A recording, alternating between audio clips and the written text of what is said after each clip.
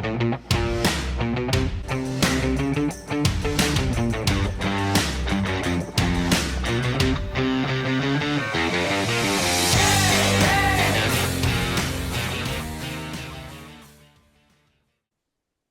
everyone, to the Rosie and Bill Show. Our guest this week was shopping for a comforter with her mom when she heard Eruption by Eddie Van Halen for the first time. And that ultimately led to her becoming one of the best guitarists in the music business today. Please welcome to the Rosie and Bill Show, lead guitarist for Vixen, a true master of the fretboard, and a powerful voice of positivity, Britt Lightning. Britt, welcome to the show. Well, hello. Thank you for having me. What a great intro. That's one of my favorites of all time. I love it. The master of the intros. Definitely. So, Britt, we have to circle back to this story now. You're comforter shopping with your mom, and you hear Eruption. How did that inspire you? Well, I think I was so bored out of my mind comforter shopping. And I think that just was like this beam of light that hit me like, oh my God, pay attention to me. And I was just so taken aback. I didn't know what it was. I really didn't listen to rock and roll at the time. I was kind of into hip hop and rap and stuff.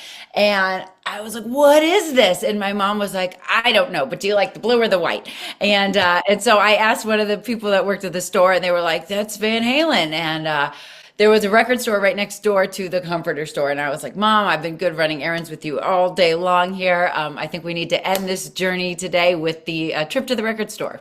And it was one of those Newbury Comics. I grew up on the East Coast. We had those Newbury Comic stores. And I got Van Halen 1 and 1984 and wore those records out. And it was that day that I decided I'm going to play guitar. It was just like a no-brainer. It was like, whatever this is, I have to do that. Hey everyone, thanks so much for tuning in. We appreciate each and every one of you. And we also appreciate our first and longest running sponsor of the show, Tom and his team of insurance professionals at the Malin Agency. If world-class customer service and doing business with someone you can trust is important to you, give Tom and his team a call today for all your insurance needs. And how old were you? I was 15. Okay, so you were in high school. And summer before high school, yes. Oh, okay. So I understand when you were in high school, you walked by a classroom, you heard guitars playing, turned out to be the guitar club. Tell us that story, because there's a little bit of a story behind that, right? Yes. So that happened after. So, all right, I know I want to be the next Eddie Van Halen. That's the goal here. I start school. I go to a private Catholic school, and there's no music classes, no chorus, no band, nothing. So that was a real bummer. And one day after school, I hear an electric guitar, and I knew I wanted to play guitar, but I just started at the new school, so I didn't even have a guitar yet. I wasn't there yet. I wasn't doing it yet. And so this was exciting to hear this electric guitar. So I followed it, and it was one of the teachers who left his, Mr. Russo. He would leave his classroom open one day a week for guitar club. And it was all these boys in there playing Metallica. And I was like, whoa, this is cool. And they were all like, what do you want? Do you play guitar? And I was like, well, not yet, but I'm going to. And they were like, well, cool. Well, if you don't play guitar, you can leave. And I was like, all right, point taken. Typical boys club. Yeah. And so so Mr. Russo was like, hey, do you have a crush on one of these boys, or are you really interested in guitar? And I was like, no, screw those boys. I'm interested in guitar. And he was like, well, I'll help you out a little bit if you don't have a guitar. So he let me borrow his acoustic. And I learned the first position chords, things like that. And then I started taking lessons at this place down the street from where I grew up, and learned my pentatonic scales. And I got decent enough. And then the teacher was like, since it's a Catholic school, we had to go to mass every Wednesday. And I wasn't raised going to church or anything like that, so I could have cared less about that session. And he was like, we need another guitar player in the liturgical music group. You should join, because the chords now. It's basically just G, C, D, And I was like, wow, you mean I can practice guitar at the church instead of worrying about the church stuff? That would be great. So that was my first technical gig. And then after that, I got serious and got my first electric guitar. And then I started mastering every Metallica song that I would hear. I would listen to them, what songs they were doing. So I knew those were the ones I wanted to learn, because I wanted to play them better than all the boys in the guitar club. And so then that next year I came back and smoked them. Oh, that just warms my heart. And then I became the president of the guitar club. Wow. As Take I said that. before, girl power. I love it. Yes. Yeah, I think this might be the part where I exit the show for the rest of the show. No offense to you, Bill. Yeah, Yes. but thank you. No, Britt, I have to tell you, I appreciate you sharing that story because it just shows how it's not what happens to us, but how we react that matters. And you reacted like a real champion and come back and be the president. That's awesome. So thanks again for sharing that with us. So you're teaching yourself how to play. You want to play better than the boys. You're playing in church. When did you start playing in bands? So not long after that, when I became the president of the guitar club, I think that was like 2 years later. I also started a jam in the cafeteria one night a month in the school cafeteria. So we started jam nights. So I started playing. My parents were very cool. We had a drum set and a half stack in the living room, and my sister played the drums. She's 2 years younger than me. She jumped on the drums, and my friend sang, and I had another friend playing bass, and so we started doing covers. And the first gig was in the cafeteria. It went great, and started to do that more steadily. And then I decided I needed to upgrade my amp, and I went to one of the music store, Daddy's Junkie Music, and I was testing out amps, playing Metallica, through the amps as one does when you're in high school, and the store manager was like, "Hey, you're really good. We just lost our guitar player, and we're going on tour, and in 2 weeks, and we're doing like this." Actually, it was like a 2 week run from Boston, where I grew up, to like Baltimore and back. Van DIY stuff. Do you want to be our guitar player? And I was like, yes, I do. And he's like, we sound kind of like Metallica, so I know you can play this stuff. And so that was that. I didn't audition. I just joined the band. I came home and told my parents I was going on tour, and they're like, but you're in high school. And I was like, it's good. Don't worry. I'm still going to do my homework. I'm going to bring it on the road, and it'll be fine. And somehow I convinced them to let me jump in this van with these guys in their 20s and go on my first little tour. But they all had to come over the house. Yeah, no, they all came over the house. They had a big sit down with my parents, and we went over all the rules, and the first gig was local, so they came to that gig, and that was it. And that was my first time on the road, and that's when I knew for sure, without a doubt, that I wanted to do this for a living, because I just loved the sense of freedom, and just you go city to city, meeting new people every day, and then of course just playing music and connecting with people through that. And I also loved that I was able to drink at the bars underage. And I was like, wow, this is the life. This sure beats school. No, but I finished school, and I played with that band for a while, and then soon after that I started my own band, Jaded. And it was an all-female rock band, and I had met this drummer who just blew my mind. I hadn't really seen any great female musicians, and this drummer, Hillary, really was amazing. And her power trio had just broken up, and so we formed Jaded together, and I really loved that feeling of playing with all girls at that moment, and to this day. It is my favorite, because I just feel like you just have this girl gang, and playing with the boys is cool, but like you're still a girl and they're still guys, but to just be surrounded by like powerful, talented women, I think is the coolest thing. So I got hooked on that when I started my band Jaded, and I've been hooked on that ever since. And so now playing in Vixen, it's definitely a dream come true. Well, Britt, I have to tell you, I feel like I'm surrounded by brilliant, beautiful, and talented women right now. Just had to throw that out there. But also, I just wanted to go back just for a quick second before Rosie asks her next question. Your sister was in Jaded too, right? And didn't she switch instruments? Yes, she did. Yeah, so she's a really great drummer. She plays drums to this day. But I needed a bass player, because I had met that great drummer, Hillary, and she was like next level.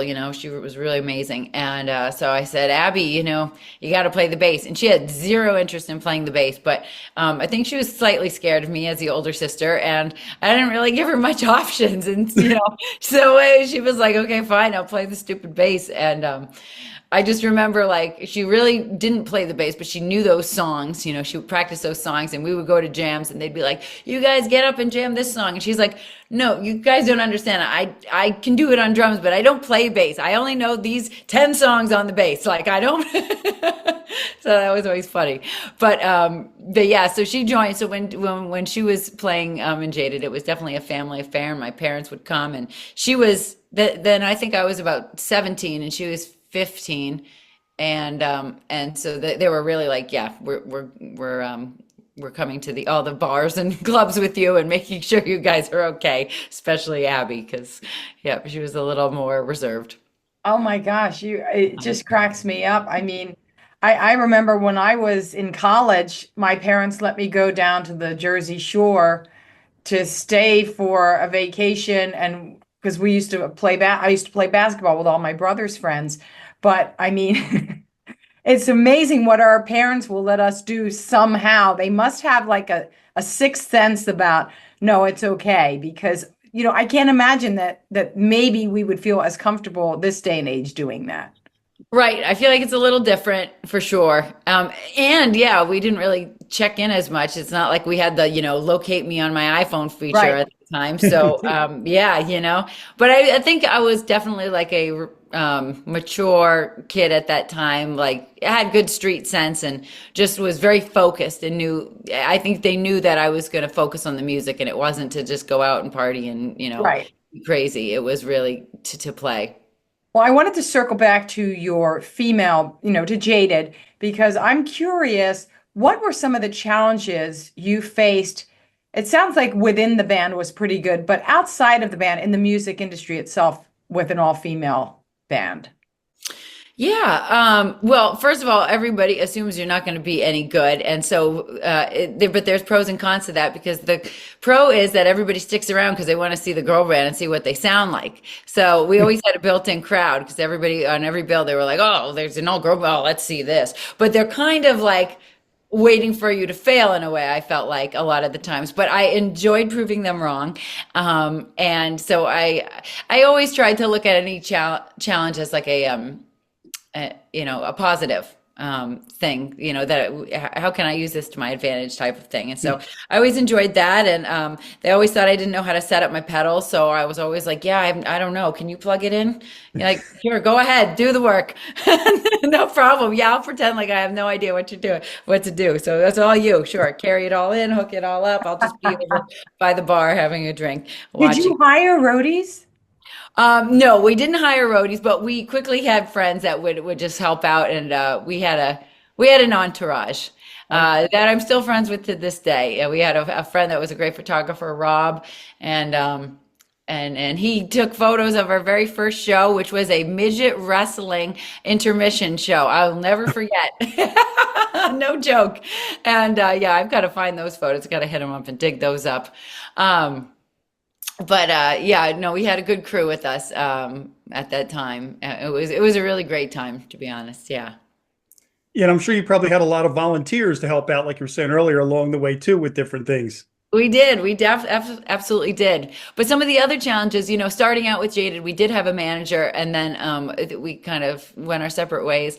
And then I kind of took over the duties of booking the band and things like that. But I did find that people wouldn't take me seriously, so I had an alias that I would, write emails from, and I'd be like, oh yeah, I'm here on behalf of so and so, my manager, and he couldn't be here right now, but I'm here to collect the money. Blah, blah, blah, or whatever. And but I always found like if I had a male figure that was running things behind the scenes, which was actually me, I got much further.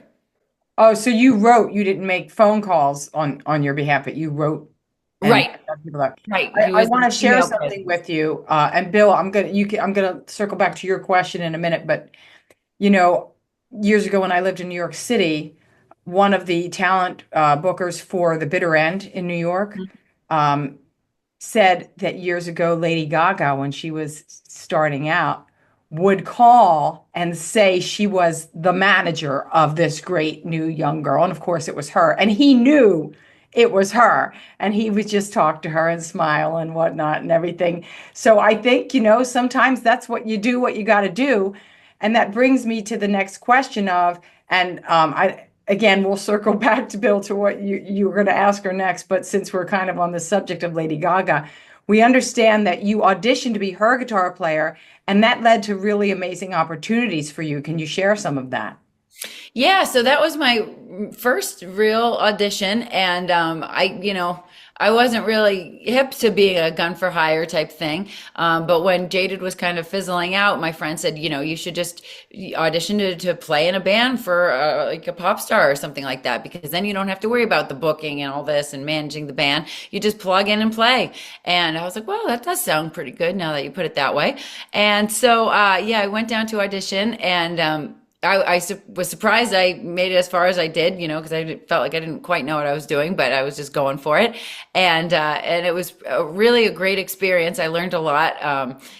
She threw in some curveballs, like, if you want to be in the band, you have to shave your head. Are you willing to do that? And, wear kitchen appliances on stage. Are you going to do that? And, so like, she would test you, and it was interesting. So it was a good learning experience there. Did you say yes to that? I did. I reluctantly, but yes, I did. And then I remember going home that night and calling my parents, and I was like, "There's no way I'm shaving my head. Like, I won't do that. That won't be a good look at all." And my parents were like, "Well, good. You just say yes, and then you deal with it once you're there." But at the end of the day, I didn't get it, and then I was real bummed because I thought I was going to, and then I was like, well, shoot, maybe I should just give this whole music thing up, because I didn't get the one audition that, that I wasn't even sure I wanted to begin with anyways. But, I got discouraged real fast. But then a few months later, I got a call. I met a lot of people there, first of all. It was an open audition. So there was like hundreds of people playing all different instruments, backup dancers, singers, the whole thing. So I made a lot of friends sitting there waiting around for my turn. And I got a call a few months later to audition for Alejandro Sanz, a big Spanish artist. And that person was kind of helping the MD and was in that band prior. And so that led me to that big stadium tour. So I didn't get that one, but I got another one from that. And then from that too, that same audition, I had leads to play with some pop artists. And I pretty much never really auditioned after that. Like, that was like a big audition. I met so many people in the industry, and then, from there, word of mouth, and I think that's really the best way. You do a good performance, and then people talk, they just remember it. So, you always have to just do your best no matter what, because you don't know who's out there or what they do, or what might come from that. So that was a big lesson to me. And the other lesson from that I learned was just that not always is it just an immediate direct route to what you're looking for. Sometimes you got to wait, and timing has a lot to do with things, and to just not get discouraged, and just if that's what you want to do, you just keep plugging along. And if your heart's there and you try hard and you work hard to have a certain level of talent, then I do think things will happen for you organically. Absolutely, Britt. And now, before we start talking about the amazing band that you're with now, I've got to go back, because there's something that you did when you got that gig with Alejandro Sanz that just blew me away. And I just have to ask you about it, because you're talking about kind of a different style of music, new songs, and like a new language. And you learned a whole lot about all three within like a couple of weeks. How did you pull that off? That was quite stressful. I might have been one of the most stressful times that I recall in my life, because I got the call, and and I didn't expect to get the call, and it was kind of like, okay, you've got like a month before rehearsals in Madrid, so that's fine. At least there's a month. I'm working on this stuff, and it's pretty hard. And the communication wasn't so great at the beginning. I didn't really know. It wasn't quite clear to me if I was playing the electric parts, the acoustic parts, the classical parts, the Spanish parts, the solos, the rhythms on what songs. So I'm just trying to learn minor details. Minor details. But I didn't have that much time, so it was stressing me out. So now I'm just charting out every part for every song, and it's a lot. The songs are really well produced. There's a lot of, stuff in there, ear candy, and I'm trying to catch it all. And I'm getting nervous. And then I'm watching interviews, trying to do my research, and I'm thinking that he really prefers to speak Spanish, is what I'm finding out. And I feel like, of course, I studied French in school, and I should really be prepared and learn some Spanish. And so I start putting that pressure on myself too, because I want to be respectful and, show that I, I'm putting in the effort to learn about him and his culture and everything. So then about like a week and a half later, I get a call saying, you know what, thank you for being willing to do this and jump in so last minute, but I think we're going to just stick with the original guitar player and not make the change right now. It's a lot of work.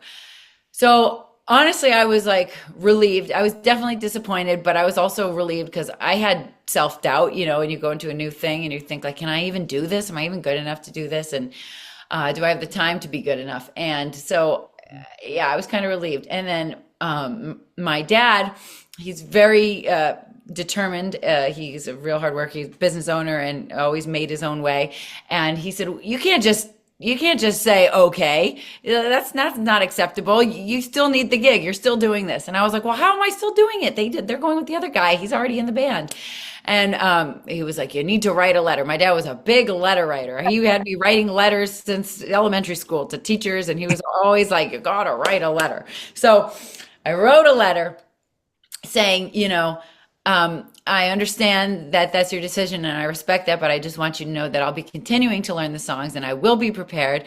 And if you have a change of heart, you can count on me and you can call me and I'll be ready to go. And I'm your guitar player, ready in the wings here, waiting. Wow. And so I sent that, and then he called me out on it, and now I had less time to really prepare, even though I was still learning the songs and preparing. 2 weeks before, he said, okay, you know what? I loved it. Loved your letter. You're on. Let's do this.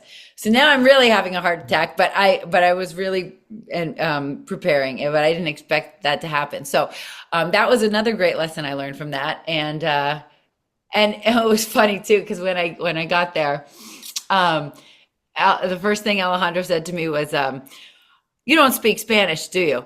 And I was like, well, I'm learning. I'm actually I know a little bit now. And he goes, well, when you sent the video for your audition video, it was to this song that's like all about heartbreak and stuff. And you had this huge smile on your face the whole time. So I just thought that maybe, you didn't understand the lyrics. But actually, I had translated, I got a Spanish teacher. I was taking lessons and I had the teacher translate every song out for me.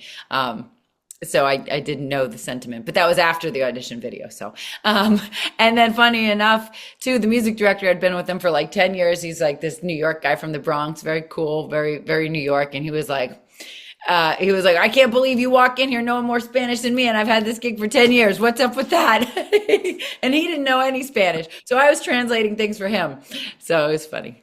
Well, you must have a really extraordinary mind to pick things up that fast. I don't, but I have an extraordinary amount of nerves, and I hate to let anybody down, and especially myself. And I put a lot of pressure on myself. So I'm just kind of obsessive once I decide I need to learn something.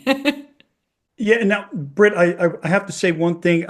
You just talked about the nerves and putting a lot of pressure on yourself, but I believe at some point, because of the stress and the nerves and all of that stuff, you kind of found an outlet to help with that in the form of meditation. So can you talk to us about that and how that's helped you? Yes. So I was, at rehearsrsals in Madrid, and, we were at like a hard song, and it was just kind of like, oh, we had to keep running it. And I was getting stressed and like annoyed at myself at this one part or something like that. And we all took a break. I think everybody was a little burnt out at this time. We all took a break, and I went to the bathroom, and the trumpet player was in the bathroom and with a book. And as soon as I walked in, she slammed it shut and put it behind her back. And I was like, hey, what are you doing? And she was like, nothing. And I was like, well, what are you reading there? And I don't know, she was embarrassed that we didn't know each other that well at the time. And it was a book on meditation. And she was reading a meditation to calm herself down because she was stressed out. And we bonded at that moment. I was like, oh, I'm really stressed out too. I was thinking about having a shot, not reading a meditation book. I like your method better. So we started sharing, the meditation thing together. We would do that. We would wake up extra early before rehearsal and meditate together in the hotel room, and just work on these deep breathing techniques and visualizations, and that really helped to center us and focus us. And because she was just, there was a lot of new people in this band at the time, and she was equally as nervous. And so that helped a lot, because I realized visualizing yourself being successful, visualizing a great show, is almost more important than the practicing, because practicing, it's muscle memory. My fingers know what they're doing. It's the head that screws everything else up that can get in our way. And I think that's, it's true for athletes and stuff too. Like if you're not in the zone, like, how to make the shot, you've been practicing 100 times, but if your head's not there and it's telling you you're going to fail, that takes precedence over the muscles, I find. So like I would psych myself out about a certain part in a song, for example, and the whole show I'd be thinking about, oh, this bridge is coming up, and I was never present, and I wasn't as good as when I visualized. I would take time to visualize the entire set, listen to the tracks in order on a playlist, and shut my eyes and see myself on stage playing, and see myself being successful and doing all the parts that freaked me out perfectly. And then once I saw it there, I could see that it was possible. And then I just went out and did it. And that helped a lot. That's such great advice. And you speak truth. You really do. Yeah, thanks. So how did you end up in LA and ultimately with Vixen? So after that tour with Alejandro, we were supposed to do another tour, and so we were just supposed to go home for the holidays and then pick it up again, but there was some changes with management and the label, and they changed kind of everything out, downsized the band, and so I didn't have that gig anymore, and I was home in Boston, and it was around my birthday, February, and there was a huge snowstorm. It was 2015, and one of the biggest since like the blizzard of 78. It was the biggest snowstorm. All the roads were closed down, so I couldn't have a birthday. All the restaurants were closed. I couldn't have my party, and I hadn't seen all my friends in so long. And I was just sitting, having a bottle of wine in my condo and thinking, why do I live here? And I always had a poster of Los Angeles, the skyline. And I was just looking up at it, and I was like, it's time to go. This is the time. And so I packed up everything. And then shortly after I made that decision, I did have a gig doing, playing with Rachel Platten, doing some radio TV promos for her song Fight Song. So I was going back and forth to New York and LA, during that break. And so I was able to get some, time with LA, and I had enough, experience there to know that I think I wanted to live there for sure. So I packed up and drove across country and found this little shitty apartment that I found online, and it was even shittier in person. But that's okay. I think you need to go through that. But I didn't really know the area so well. But it was perfect because actually I had a deadline on my drive, and I had to be. I had a gig with Rachel at the Nickelodeon Studios, and come to find out, my shitty little place was a block away from Paramount Studios, so I could walk there. So I was like, wow, this is the coolest thing ever. But after I played that gig and moved in, I went to the Rainbow, as one does. And I was like, I got to have a drink at the Rainbow. And I knew the bartender from MySpace. And she was like, you should join my band. Like, what are you doing? And I said, I don't know. I literally just got here. And she was like, I need a new Slash for my all-girl Guns N' Roses tribute. And I was like, well, I can be your Slash. So I started playing with them and started doing the jams. So LA has a great jam scene, which is something new. I'd never experienced that in Boston, but it's just a great network of musicians out here that are all so open and cool, and they were so welcoming. And a few nights a week, there's different jams at different venues. And so I started playing there and met a lot of people. And then we played one of the jam nights with the Guns N' Roses band, and Vixen's manager was there that night.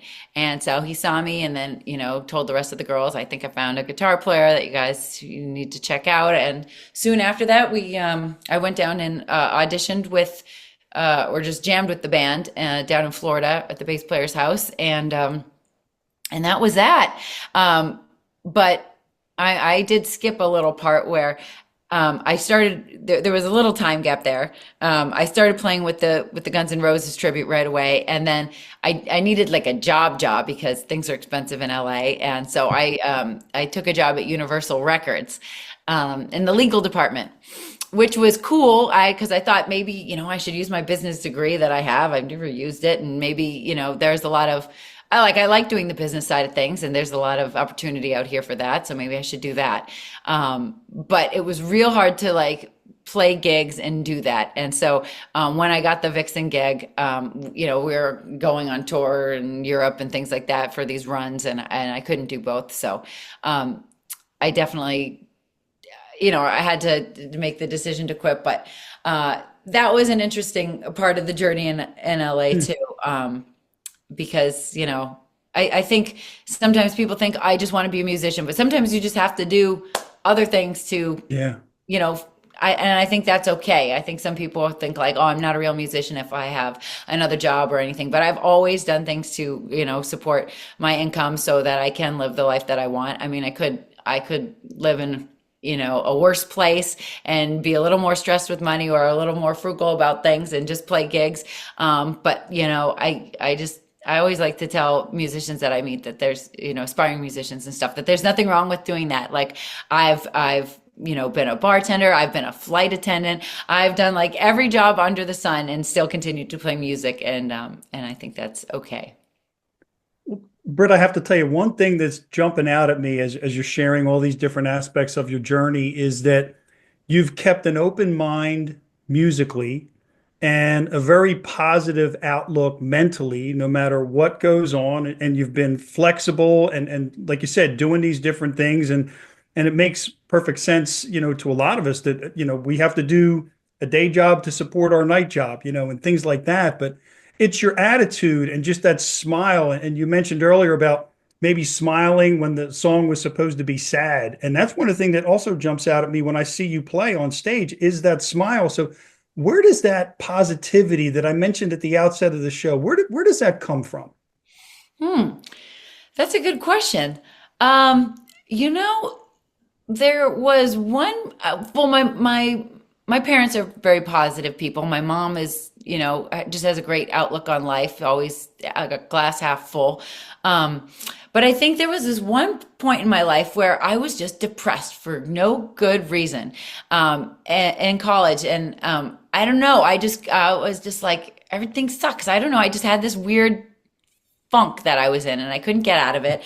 And it was really getting in the way of just, I don't know, me being happy, of course, So I don't know, I always just turned to books. And so I found this book, and I found a couple books.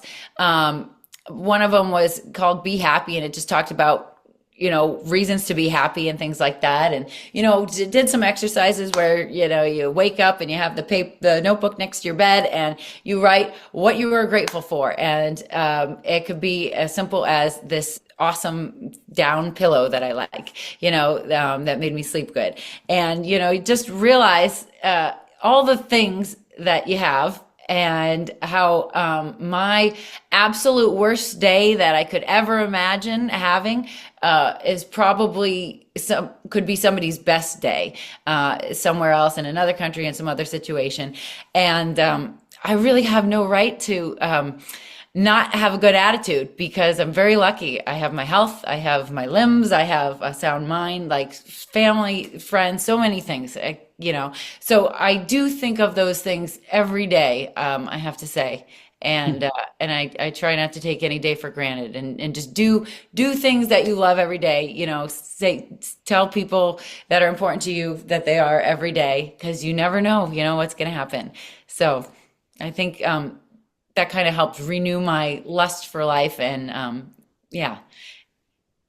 Wow. You can tell that you really live that. It's not just words with you. You have an attitude of gratitude and it's very inspirational. And I hope that whoever is watching the show really takes a moment to take that in, and also all of the other great tips that you gave to all of the aspiring artists. And of course, we wish you continued success in everything that you're doing. And we're so grateful that you came on the show and we got a chance to get to know you better. Well, thank you. Likewise. It was a lot of fun talking to you both. Yes. And folks, we hope that you've enjoyed it. And we look forward to seeing you next week. Thanks so much, Britt. Thank you.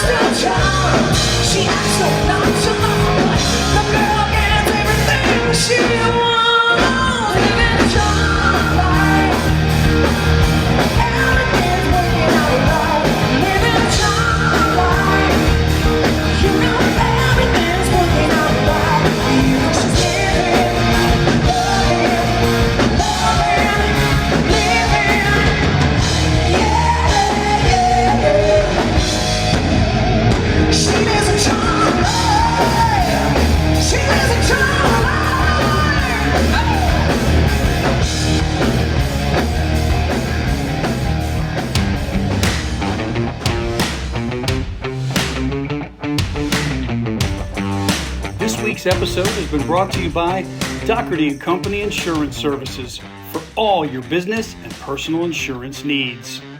Our friends at Tennis Addiction in Exton, PA. And the Malin Agency, where exceeding expectations is how they do business.